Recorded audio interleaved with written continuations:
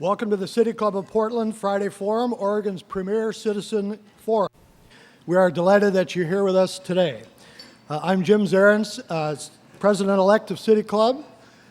I'm substituting for Club President Don Williams, who's out of town doing what law firm administrators do when they're out of town. Our program today is about TriMet, the Portland Region's public transit agency, featuring the agency's general manager, who will address the successes, challenges, and opportunities facing both TriMet and the region, relating to our transportation system generally and our transit system more specifically. But first, a few announcements. For the benefit of everyone else in the room, as well as for our radio and television audiences, please turn off your cell phones and any other devices that make or could make noise. It's not that we're against technology, it's just that we favor courtesy and decorum more. We appreciate your cooperation in that regard. Next week's Friday Forum, on December 14th, here at the Governor Hotel, will be entitled Housing Troubles on the Horizon, the National Foreclosure Crisis and its Impact on Homeowners, Communities, and the Economy. Once again, our program committee has come up with an amazingly timely program. Our guest speaker next Friday will be Ken Wade, Chief Executive Officer of NeighborWorks America, a leading nonprofit in foreclosure prevention. Mr. Wade will discuss the impact of foreclosures on homeowners, communities, and the broader economy. He will also identify strategies for policymakers, lenders, and community groups that they can follow to help both struggling and aspiring homeowners. That's next Friday right here. City Clubs is pleased to announce a new 6-part series of community dialogues to explore key questions regarding education and human development. This series, which is entitled Children at the Center, Envisioning Schools, Families, and Communities that Serve Our Youth, is intended to generate fresh and imaginative thinking about educating and nurturing our youngest citizens from birth through adolescence in our schools, our families, and communities. The series will be facilitated by Bob Lovemore, co-director of Encompass Families, and Cassie Allen Fuller, assistant professor of mathematics education at Lewis and Clark College and a researcher at Inverness Research Associates. Now, this series will take place Tuesday evenings from 5:30 to 8:30 p.m., beginning on January 8th and continuing on the following 5 Tuesday evenings. So again, it begins January 8th. For more information or to RSVP, contact the City Club office. Now, with the holidays upon us, if you're looking for a holiday gift that continues to give throughout the year, consider a City Club membership as a gift. Gift certificates are available from the back of the room from City Club staff for individual and family members. Many City Club members first became civically engaged when a parent or friend gave them a membership to the City Club of Portland. And please know that the club is making a special offer today. We're waiving the $25 new member fee for anyone who purchases a membership today for themselves or as a gift. So avoid any remaining long lines you may otherwise get in and buy a City Club Citizen member gift today and at a sale price, no less. And for another holiday gift idea, City Club encourages to purchase one of our upcoming City Club Citizen Read book selections for a member of your family or a friend or a work associate. During the month of January, the Club Citizen Read book group will read Strange as This Weather Has Been by Anne Pancake. In February, the group will read A Long Way Gone, Memoirs of a Boy Soldier by Ishmael Beha. And during the months of March and April, the group will read Ken Kesey's Sometimes a Great Notion. You can purchase these books from the City Club, and when you do, 10% of the purchase price will benefit the club. You can make these purchases again at the back of the room from City Club staff or at the club's offices at 9th and Southwest Washington in downtown Portland during regular business hours, which are Monday through Friday, 8:30 to 5. Remember that these Friday forums are rebroadcast on OPB radio Friday evenings at 7 p.m. and on KPBS radio at 4:50 a.m. on Saturday morning at 9 o'clock. Video rebroadcasts are shown on Portland Community Media, channels 30 and 11 at various times. And you can download these Friday forum programs at a time of your choice by going to the club's website at www.pdxcityclub.org. Please remember that the City Club's annual fund drive is in full gear right now. All club members have been sent a letter asking you to contribute and to contribute generously, and follow-up phone calls are underway. Membership dues pay for less than half of the club's operating budget. Let me say that again. Membership dues pay for half the club's operating budget, and therefore the success of this annual fund is critical to the success of this important organization to our community. Contributions of all amounts are welcome. Every gift will help. The annual fund gifts are fully tax deductible, qualify for Oregon Cultural Trust treatment, which results in a tax credit, and are also eligible for federal IRA direct transfer contributions. And don't forget that you all will soon receive a kicker check. And when you do, please keep in mind the value of City Club to you in this community when you try to think about what to do with the kicker monies that you receive from your state government. We are very fortunate to have terrific corporate sponsors who help make these Friday Forum programs possible. This quarter's sponsors are Girding Edlin Development Company and the law firm of Barron Liebman LLP. Please thank me in joining them for their support.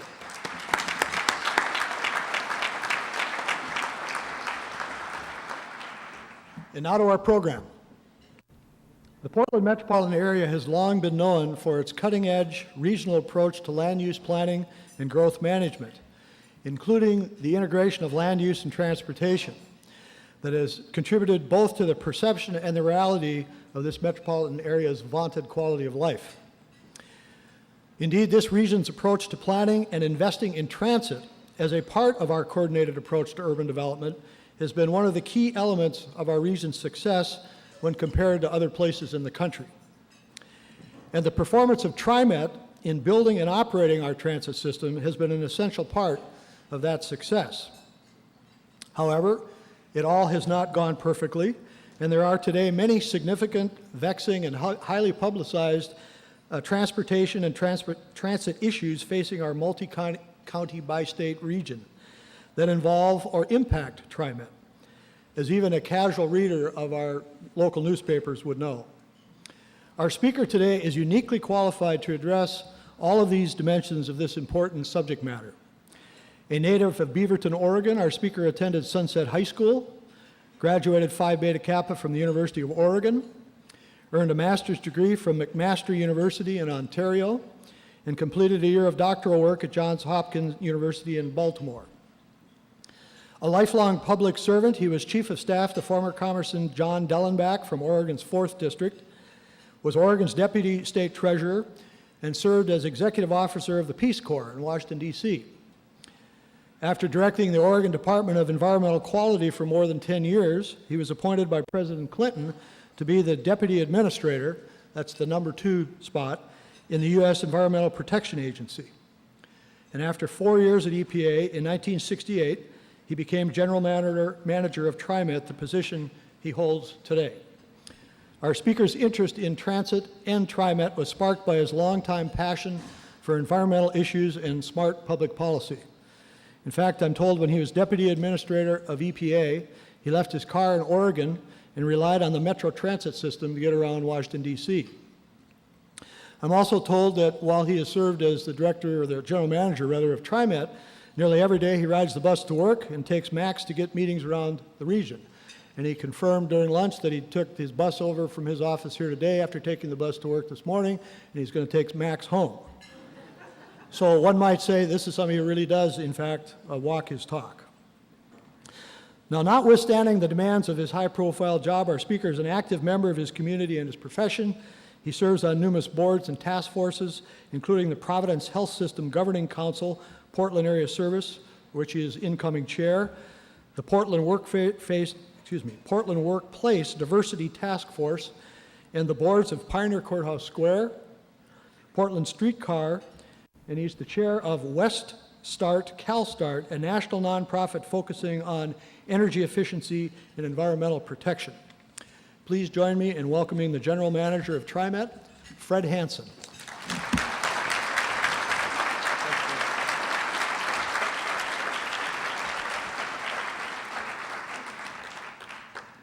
Thank you, Jim, and thank you for the opportunity to appear before the City Club. It's a pleasure to be able to be here. You may have seen much in the news about security and crime on the MAX system, but before turning to that very important matter and the steps TriMet is taking to address it, I want to share with you some of the other things that Jim referenced that we are doing with our award-winning transportation system.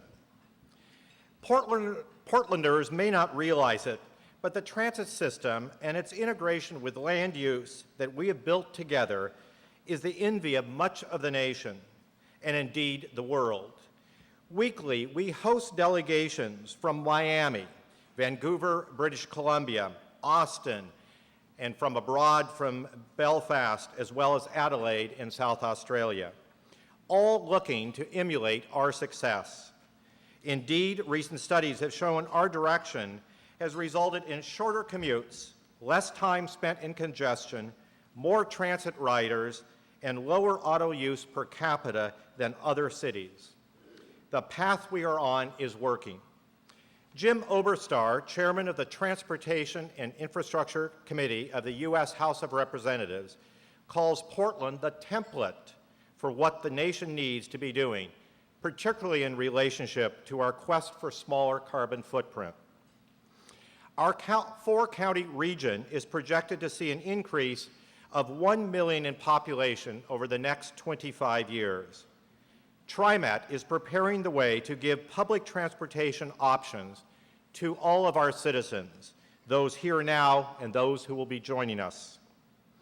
We are already over halfway through the construction of our 5th light rail line, with tracks going from Gateway along I-205 to the Clackamas Town Center, combined with tracks along the Transit Mall.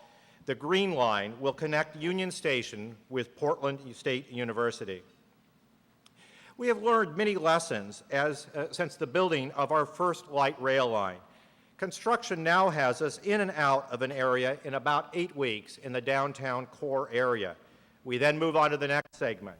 This means that businesses can stay open and hopefully prosper through the disruption because they can see the end of that construction window. And this project, which will open in September of 2009, has also provided us an opportunity to refurbish our Transit Mall in downtown Portland. I think we can all agree the Transit Mall was pretty tired. Deferred maintenance on our streets, sidewalks, and bus shelters made this award-winning design less inviting over time. At the time, I believe, we felt that the mall could be built something similar to the perfect clock. Once built, it would keep running without any maintenance or attention. We know that is not possible. The importance of this project is reflected, at least in part, by businesses along the line taxing themselves to help pay for it, as well as paying for special enhancements, such as the brick sidewalks that will be extending all the way to Portland State University. But even before the opening of I-205 project, the Green Line will be our first commuter rail project, something that is used in many cities in the east, is used in Seattle to our north, and many communities in California to the south. But even in this, we are somewhat different in this region. First, what exactly is commuter rail and what is different about it that we're doing here? Commuter rail makes use of active freight railroad tracks to move people from, in our case, Wilsonville to Beaverton. And it will be Oregon's first commuter rail project. And for the power, we are not going to be using the electricity with overhead wires as we do with MAX, but rather diesel-powered engines that are more like Amtrak, except they're not going to be separate locomotives. What is different about our commuter rail line is where it comes from and where it goes. Most commuter rail around the nation moves people from ex-urban areas to downtown. WES, or the West Side Express Service, as it is named, will move people from one suburban city, Wilsonville, through Tigard, Tualatin, and ending in another suburban city, Beaverton, during the weekday rush hours. Although there may have been many bumps along the way, particularly with our federal partner to launch this project, we are now looking forward to an opening next fall. As we are building these projects, we're not just sitting back and resting on our laurels. We are aggressively planning for other additions to our light rail network, plans to go from Portland State University across a new bridge over the Willamette to Milwaukee and across the Columbia River to downtown Vancouver along the I-5 corridor.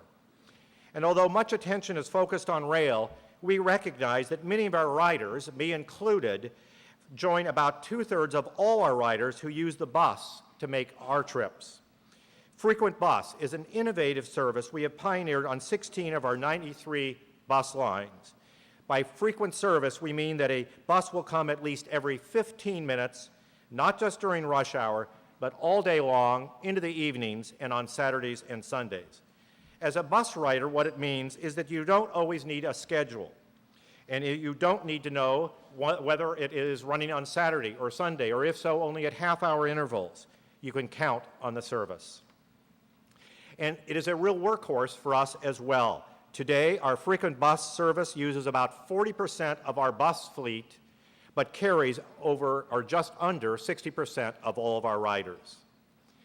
These and future investments are really paying off. As a region, we rank 29th in population compared with other transit areas throughout the United States. And yet, when we look at the actual ridership, we are in 11th place, having surpassed Seattle about 2 years ago to move from 13th to 12th.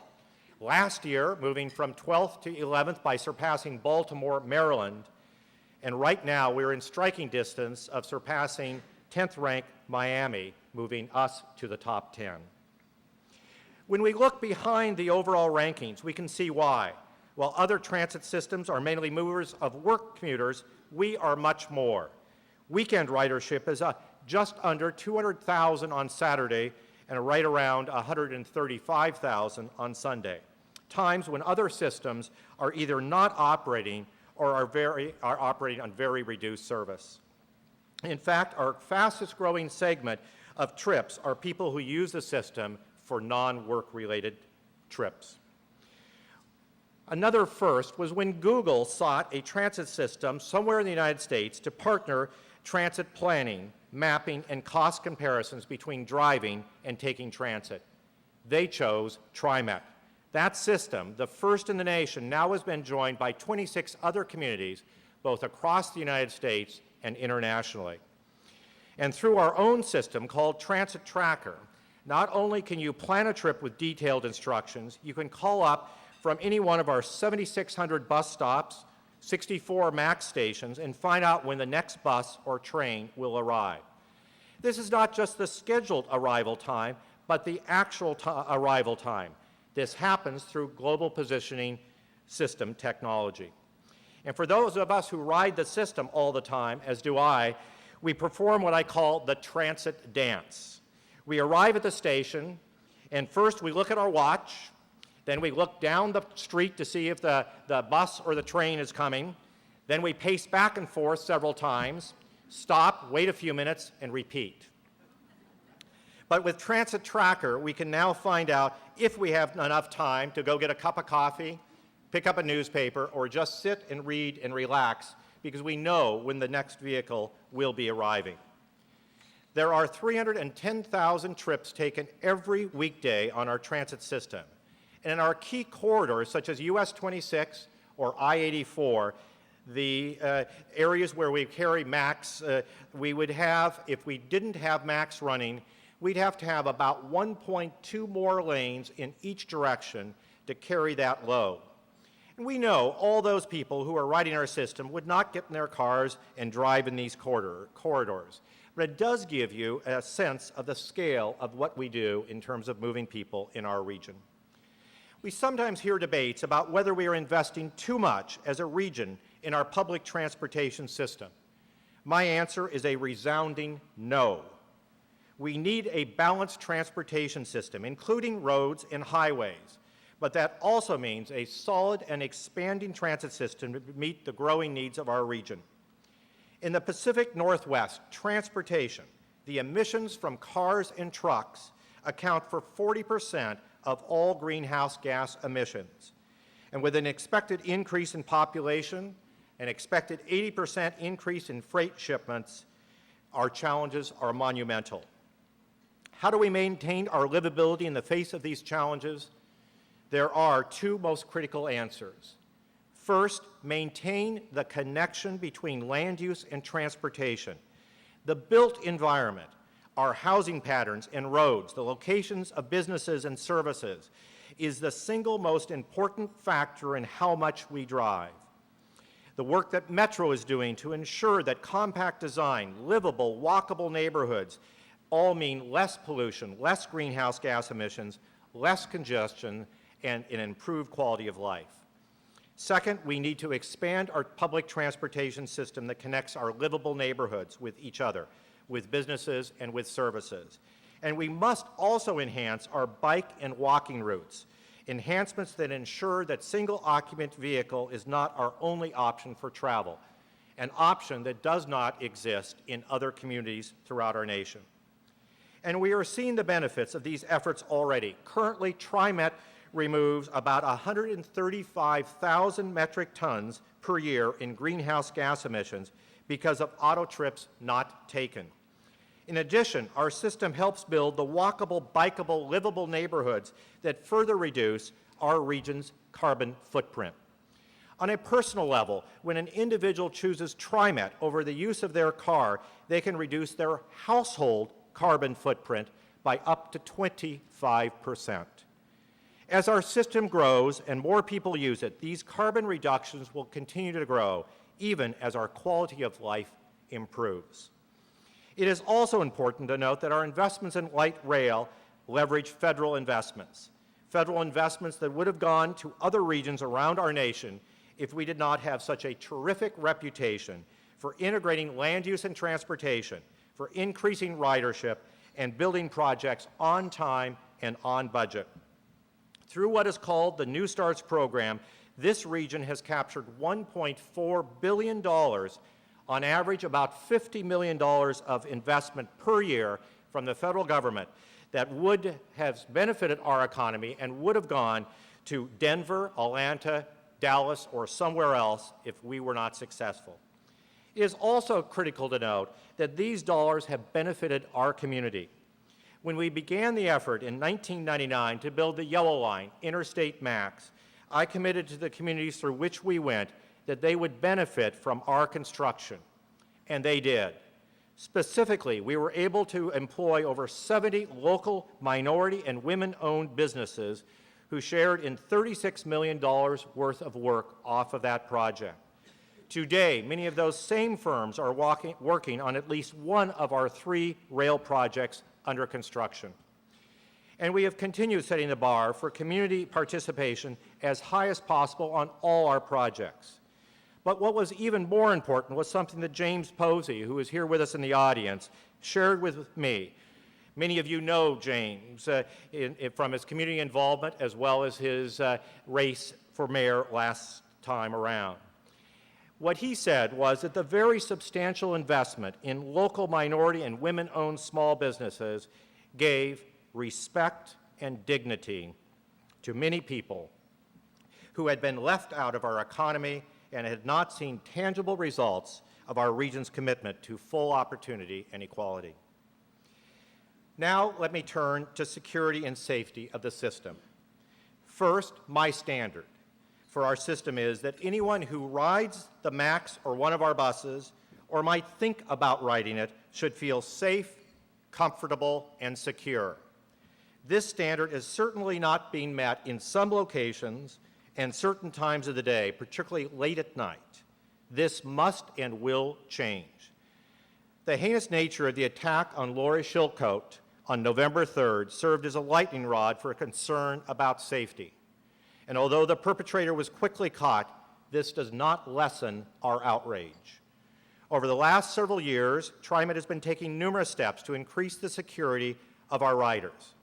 We have had an aggressive program to make sure that every bus and every MAX train has security cameras on board. We've added hundreds of cameras at MAX platforms, park and ride, and transit centers. We've added additional lighting and rail stops. We've launched a program to replace aging ticket vending machines with new, more reliable ones. And we've deployed 3 K-9 police units. But I recognize that what we've done is not enough. We need to take new, aggressive steps to restore confidence in a system and make sure our riders feel safe anytime of the day or night. Late last week, TriMet held 2 safety summits, one in Gresham and one in Hillsborough. Police chiefs, sheriffs, and local officials attended, some of whom are here today. I got an earful. There were opinions expressed about whether Max was a conduit for crime, whether stations were too open, whether the honor system for fare payment was working, and whether there was enough official presence on the system to deter crime and loud, obnoxious, and oftentimes intimidating behavior. For all the differences between what I heard on the east side of our region and what I heard on the west side, the following common themes emerged. First, reported crimes on the MAX or directly on our platforms were relatively few, but those low reported crimes didn't fully capture what was happening on our system or nearby. When an incident occurs, police response is quick and decisive, whether by local law enforcement or by TriMet's own Transit Police Division. Transit Police Division is made up of sworn officers from our local police partners assigned to TriMet, fully paid for by TriMet, and working under a central command for the whole of our system. Second, the level of rowdiness, obnoxious, and intimidating behavior on parts of the system, and which is substantially more pronounced at night, has escalated sharply over the recent past, estimated by police to have escalated beginning about 18 months ago. But when it started matters less than the fact that it has and needs to be brought under control. Third, the next common theme was fare evasion, whether reflective of an attitude of disregard about our honor system or a precursor to behaviors that are unacceptable. It must be addressed aggressively and effectively. TriMet code allows the police to ask for proof of payment, and when that is lacking, to ask for identification, at times leading to the discovery of outstanding warrants unrelated to public transportation, but leading to the subsequent arrest of the individual. Let me stress, I believe that the vast majority of our citizens want to do the right thing, and right and lawful thing. However, what is integral to the discussion of fare evasion is the integrity of the system as a whole. All of us who use the system want to know that when we have paid our fare, that the person sitting next to us has as well. Fourth, I heard that more official presence is needed on the system, and that the official presence must be able to enforce fare payment, calm down rowdy, obnoxious, and intimidating behavior, and help customers.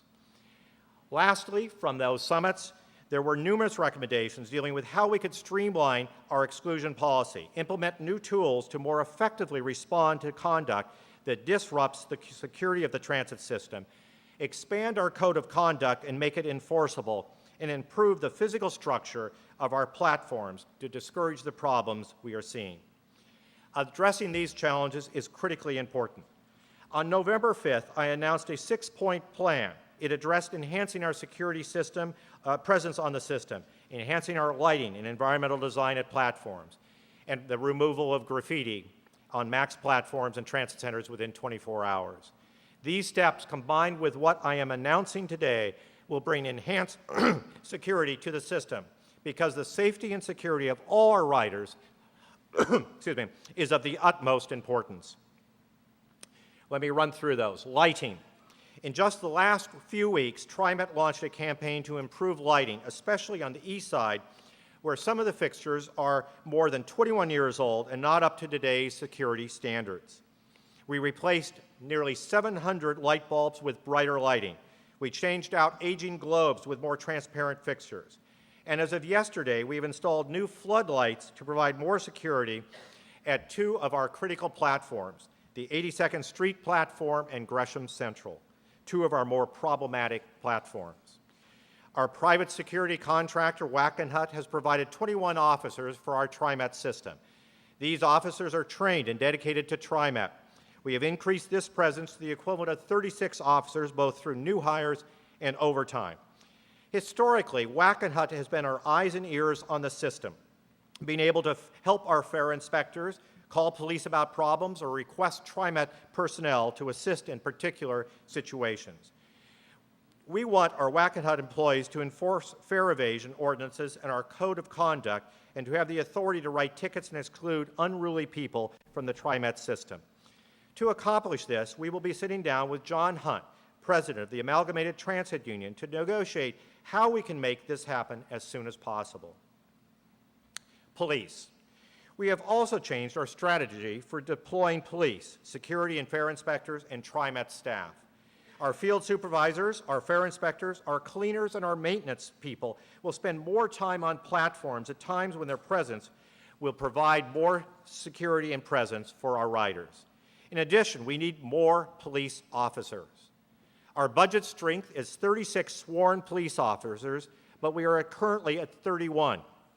Since we rely on sworn officers from our partner police jurisdictions, we face the same shortage of officers that the Portland Police Bureau, the Multnomah County Sheriff, and many others face. But as quickly as we can find officers to fill our vacancies, we will. And I expect that those officers will be riding on the system at all hours of the day and night, enforcing the TriMet code and dealing with problems on the system.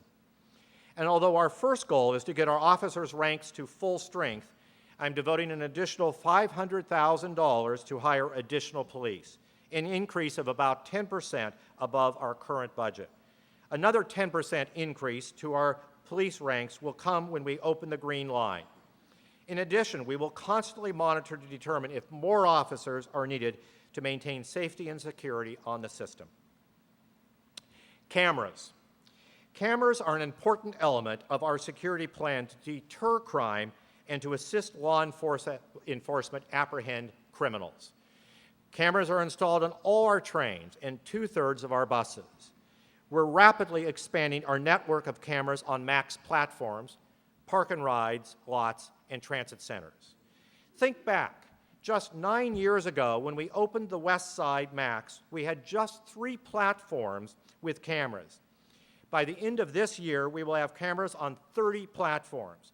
And by the opening of the Green Line in September of 2009, we'll have 61 stations covered, about 70% of all of our stations. At each location, we have more than one camera.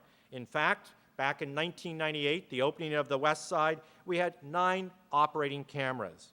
By September of 2009, the opening of the Green Line, we will have just over 500 cameras.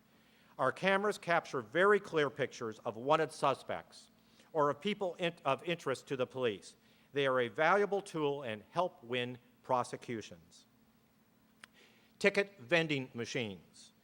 We recognize we have problems with our ticket vending machines. Many are over 20 years old. They have many moving parts that need constant maintenance. Bill and coin collectors, printers that jam, and of course there is the occasional attempt to break into the machine. We are dealing with this in a number of ways. First, we're launching an aggressive program of preventative maintenance.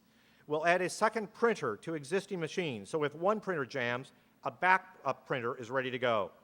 We are buying new credit card machines, which will be more reliable.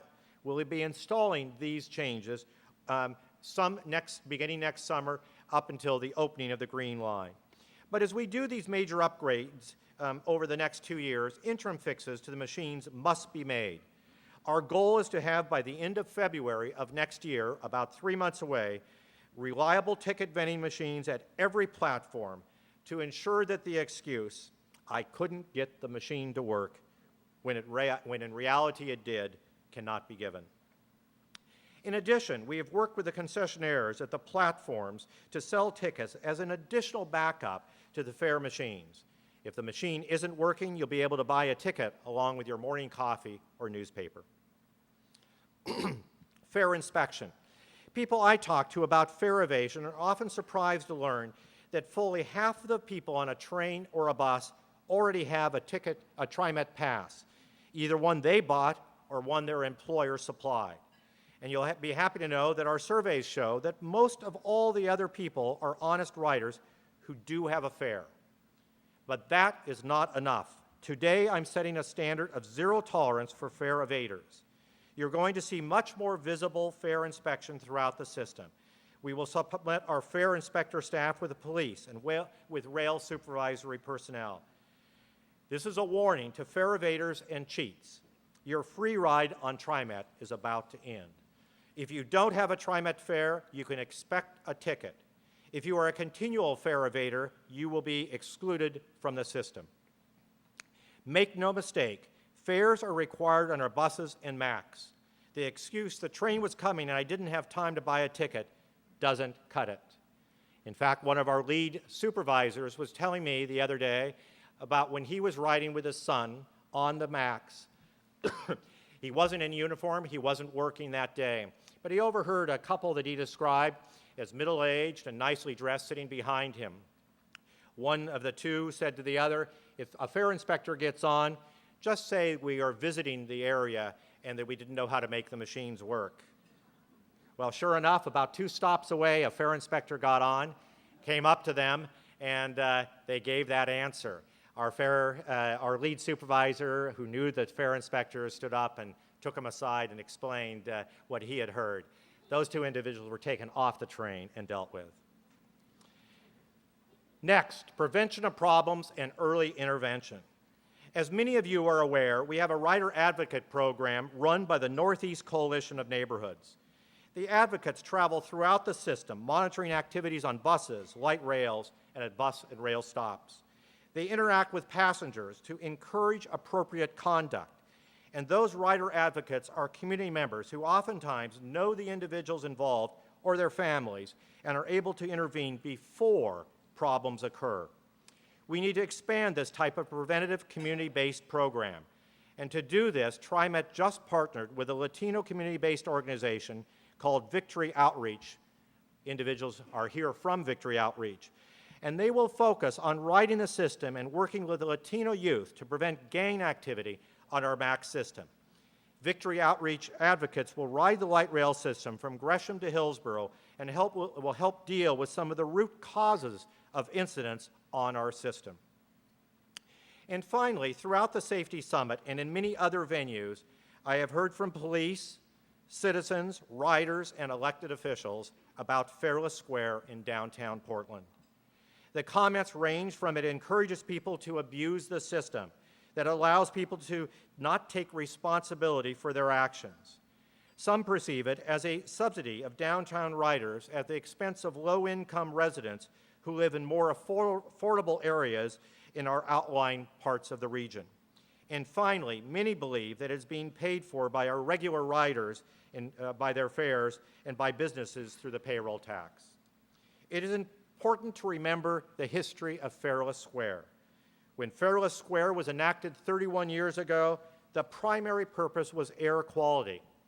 At the time, we had some 140 days of air quality violations in downtown Portland. The main cause was cars. To address the air quality issue, a parking lid, which in a previous life I imposed, and Fairless Square came into being to help people get out of their cars. 31 years later, we no longer have an air quality problem. It is time to reevaluate the need for Fairless Square and define the public policy purpose of subsidizing free rides in the downtown and Lloyd district in terms of today's needs. Let me stress that one of the key services it has provided has been for convention attendees and visitors from outside our area. Without a convention hotel, it has been critical to our ability to recruit conventions to provide convenient public transportation between the convention center and our hotels. This must be addressed in any changes we contemplate. But no other city in the country has anything like our Fairless Square. Seattle does have a much smaller Fairless zone, and free rides there are limited to between the hours of 6 a.m. and 7 p.m. And the primary reason that Seattle does that, restriction on hours, is for security. In 1998, Parsons Brinkerhoff was hired to do a review of free transit. That study showed that while free transit can increase ridership, it comes at a cost. Those costs include security, safety, crime, undesirable behavior, and attracting panhandlers. The fact is, Fairless Square provides a free ride for panhandlers who go back and forth between downtown and the Lloyd Center, and drug dealers and rowdy gangs of young people homeless people, and drunks who are using the train as a shelter and a place to do their business. This type of undesirable behavior that intimidates our riders and leads to crime is being subsidized by regular TriMet riders. In January, I will propose to the TriMet Board of Directors that they consider an ordinance to limit the hours of free rides to between 7 a.m. and 7 p.m. I believe this will substantially reduce the type of undesirable behavior that gives riders and the public the impression that our system is not safe. The restrictions of hours specifically targets these types of behaviors. And while this is an aggressive step, it is not enough. TriMet will then launch a public policy process to solicit input from the public, from our riders, from our business partners downtown and in the Lloyd District, and from other stakeholder groups on potential future changes to Fairless Square. When the new MAX line opens on the Transit Mall in September of 2009, we will have many options before us. This process will be a very public one with lots of time for public input and comment. But at the end of the day, we as a community will need to decide what policy best serves the interests of downtown Portland, our region, and our riders. Here is a beginning, and merely a beginning set of questions that need to be answered. Should fareless rides be eliminated on buses? Should there only be a specifically designated circulator on the Transit Mall that is free? Instead of fareless, should a nominal payment be required for any use of our public transit system in the downtown area? These and many more questions need to be focused on. But at the outset, let me be absolutely clear about at least one item. If there are any savings from changes to Fairless Square, my commitment is that 100% of those savings will be devoted to increasing security and safety on our whole system. Well, I've shared a lot with you, where we have been, and an ironclad commitment on where we are going and the challenges ahead of us, whether it be in addressing global climate change, our most pressing environmental problem, or ensuring that every rider has a safe and comfortable trip on TriMet. I am confident that, as this region always does, we will rise to any challenge, overcome it, and be stronger for it. The same is and will be said for our public transportation system. Please join me on the ride and see the difference. Thank you.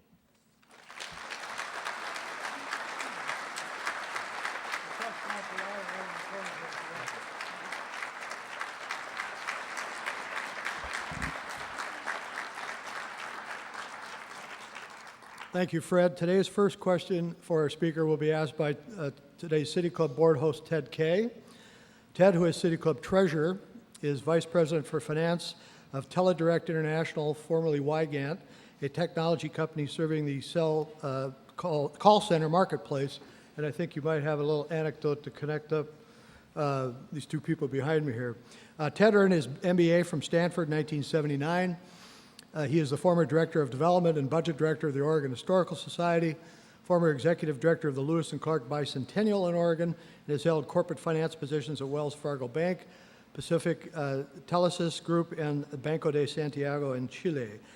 Ted is a past board president of Friendly House and serves as an officer or board member of several other nonprofit organizations. Ted has been a City Club member since 1990. Ted? Thank you, Jim. I'd like to start my question with a compliment to TriMet. Unlike a fair weather friend, I consider TriMet a foul weather friend. When the winter is so bad that I don't dare drive, I can count on the buses running. And so I'm really pleased to have a transit agency I can count on like that. And that sets up my question. Fred, I know TriMet is always learning from its experiences. How is TriMet preparing for this winter's weather and this winter's storms? Thanks, Ted. It is when we start realizing the weather, particularly the predictions of a La Nina event where we're going to have colder and wetter time this winter, at least than normal. It is key. We do a number of things at TriMet. First and foremost, we want to make sure that on the MAX side that the system works. And the challenges we've had are everything from ice building up on the overhead wires to be able to the fact that snow has been packed in the downtown track area, further frustrating our ability to be able to move.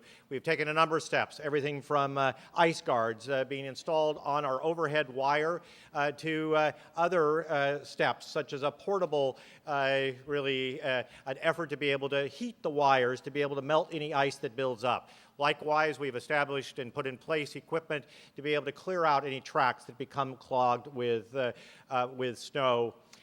On the bus side, the challenges are big because it's not as if we get to be able to wake up at 6 a.m. and say, oh, it might be snowing, let's put on chains.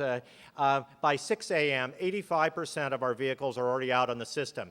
We have to be able to have crews in overnight putting those chains on starting at about midnight. And as I quipped last year, when the weather forecasters give us a forecast, I want a warranty. Because last year they were telling us all the way up until about 4:30 a.m. that no expected accumulation, and I think we all know what happened. All in all, we take steps, closely monitor both weather, and ensure that the steps are in place to be able to have our system up and operating. Although certainly our goal always is to be able to run all times, all places, we know that the weather sometimes throws a curve at us. This last week, although it didn't affect us, I think we know how serious weather can affect our communities. We now turn to questions from the floor. Remind you that asking questions is a privilege of City Club membership. We ask that each questioner limit your question to 30 seconds and that it end with a question mark. Chris? Chris Smith, City Club member. Fred, thank you for your remarks, and I support your call for public policy review of Fairless Square. I think it's well timed that we looked at that, what it's done for us in the past and what it might do for us now. But I think you didn't paint the full picture. Fairless Square is not entirely subsidized by fare payers or by the payroll tax. There is some direct reimbursement to TriMet for public policy purposes that it provides. And I wonder if you would detail some of the people who help pay for Fairless Square today and why they do that. The extension, Chris, thanks. The extension to Lloyd Center is the place where there is a partnership that has been in place since that extension was put in. It has a approximately $300,000 contribution from Multnomah County through a part of their motel, hotel, rental car tax, as well as from the City of Portland. Those dollars, if in fact any changes were made, would of course return to those jurisdictions. But the fact is that for that extension to Lloyd Center, there have been partners. The downtown portion, which is by far the largest, is, however, something that is a part of the cost of the system to operate.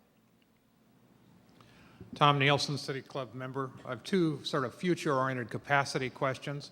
With the blue, red, and now new green line all going from the river out to the gateway area, or to the transit center there, will that be an inhibitor in terms of capacity, with them all using the same line? And the second one is simply in the downtown core, will the street use of MAX with cars, how does that play as we need more and more of the MAX lines?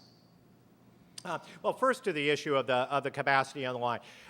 One of the advantages about light rail, and one of the things I think that we ought to all be very, very pleased about in terms of the investment, is that we can run trains about every 2 minutes and 15 seconds between trains. And as long as until we have reached that capacity, what it takes for this region to have more train service is to be able to put merely more cars on those existing tracks. They're already there, they can be utilized. What we have also found is that when we have more frequent service, even moving from what we think is very good service of 6 or 8 minutes between trains down to 4 or 5 minutes, more riders use it. We will find that, I think, along the I-84 Banfield alignment. As the green line comes in, it will provide for more service. And therefore more riders. As it comes across the steel bridge, oftentimes referred to as the choke point, we will still have enough capacity. But the ability to make modifications, even at the steel bridge, for future development is there. Lastly, in the downtown area, what we will be doing is, as we come off the steel bridge, some of you have seen this probably already in the beginning construction, that the green line will turn off and come down the Lovejoy ramp, go up toward Union Station, and then circulate on 5th and 6th Avenues, the existing transit mall. And that will relieve some of the pressure on the current east-west alignment. Likewise, we will take, at least we're intending to be able to take the yellow line, the Interstate Max, and run it on that same alignment. We believe that that will enhance our ability to provide better and more consistent service, even in the downtown core. Janet Hastings, City Club member. Nice to meet you, Mr. Hansen. I'm a staff member of Elders in Action, where we believe the quality of life should never depend on age. And I appreciate your comments today on your action plan, but I wonder what reassurance you can give us that will make seniors feel safe on the MAX and the transit system lines. What I've certainly outlined in my comments is how do we make everyone feel safe, secure. My standard is, as I said, that I want everybody who either rides the system or thinks about riding the system to feel safe, secure, and comfortable. I believe that we achieve that in many hours of the day in many locations. But the answer is that is a standard that must be met everywhere at all times. And the steps that I have announced today, I think will do that. But I think that the challenges and risks that are facing our senior citizens, and particularly anyone who is fragile or concerned about their own personal safety, that what may be just an annoying behavior to me can be very intimidating to someone else. And what we need to do is to make that system, and my commitment is, comfortable for all. Richard Ross, City Club member and a MAX rider since 1986. Ah, good. And Paying? Paying rider, yes.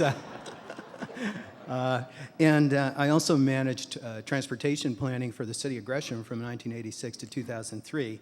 And I really appreciate the proactive leadership that you are asserting for riders and for the region on transit security. It's interesting that many of the things you're proposing are things that the Gresham City Council actually requested of TriMet about 20 years ago, but I guess they were too polite then. So here's my question. The hardware and the staffing that you're proposing don't come cheap. You have a package this year for about $500,000 to $600,000 for CCTV at the 4 Gresham stations in the West Side Tunnel. So my question is, how can the region and the public help TriMet ramp up to get the resources we need for these security changes? I think over time, we as a region are going to have to decide how we really expect to be able to fund not just public transportation investments, but all transportation investments. Many of you saw the article in the news today about the recent poll, which showed that Oregonians in general did not think of this as a very high priority.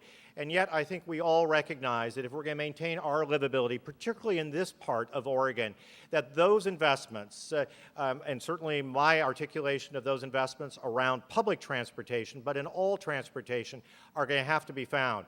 I don't think all those answers are yet there. From the standpoint of what I announced today, those are going to come not because we have extra money at TriMet, but because we're going to have to reallocate from some lower priority areas to these areas. That is a commitment that I have made, and we will do. We will find ways to accomplish it, but it isn't going to come as free. It comes as a change of priorities internally. Thank you. Hi, Chris Heaps, City Club member. I usually accomplish my daily commute by bicycle, and I understand bicycles to be the fastest growing transportation mode in Portland. And it's been my experience that the TriMet system isn't very well integrated with bicycles and bicycling, and I'm wondering if you can talk a little bit about that. I think that the TriMet system sees, and certainly we see, that bicycles as a key element. And as I said in my more formal remarks, we must make sure that all transportation options, walking, bicycling, public transit, are there as an alternative to that single occupant vehicle. We do provide opportunities on our buses to be able to have bicycles in the racks on the front. We are exploring whether or not the ability to have a three-bike rack might be able to be adapted or not. It has certain problems, but we think that then would increase by 50% our bus carrying capacity. On the MAX system, we are seeing a greater and greater use of bikes on the MAX system.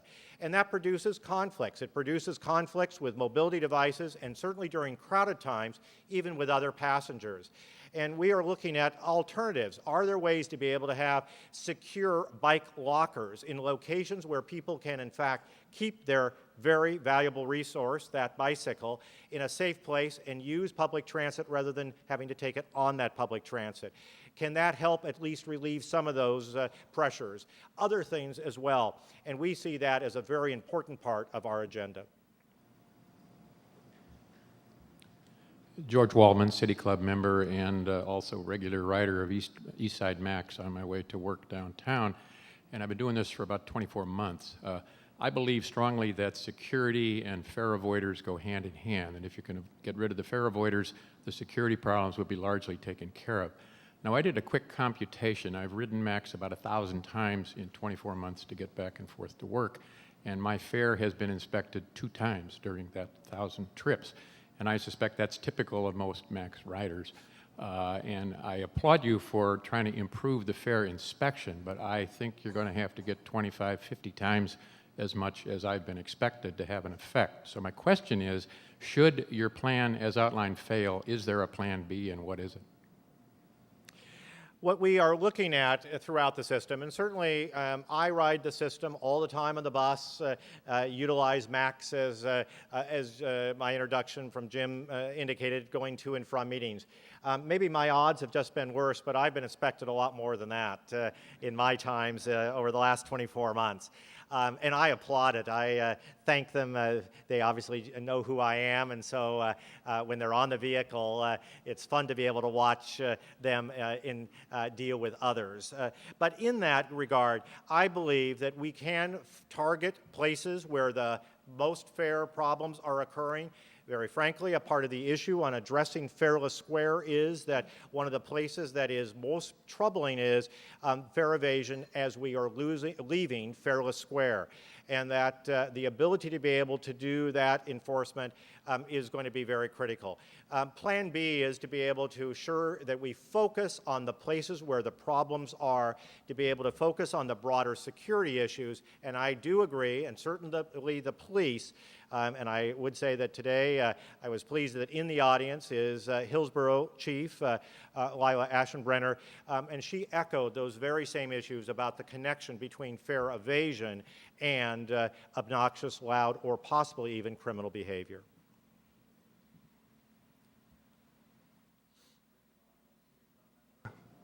Increasing ridership, I think, is the crucial issue. And in conjunction with the opening of the line south to Milwaukee, I would hope that you will avoid bringing the trains through the mall, through 2 bridges, slowing it down, and at the same time not providing a speedy service on the north-south line, and serving finally the east side of downtown Portland.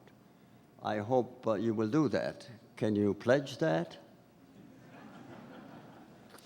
Ray, I'm only surprised that you didn't get up quicker and ask the first question as you usually do at City Club. The issue on bringing Max through a new or across a new bridge on its way from Milwaukee north is critically important to be able to serve the new developing South Waterfront neighborhoods, to be able to serve Oregon Health Science University. Those areas are tremendously important and would not be served by an east side alignment. When we do our evaluations of how service is going to be provided on the east side, eventually we may as a community conclude that the type of development that will occur in that near and east side will in fact lend itself to additional light rail or, as is being proposed, a streetcar alignment on MLK and Grand. But at this next project that is going to Milwaukee, we'll go across from South Waterfront in the area around near where the tram is, still location being worked through, and to the OMSI side, Portland Opera side, yet location to be determined. And that will serve a substantially larger population than an east side alignment. I'm sorry we don't have any more time for questions. Please join me in thanking Fred Hansen, and we're adjourned.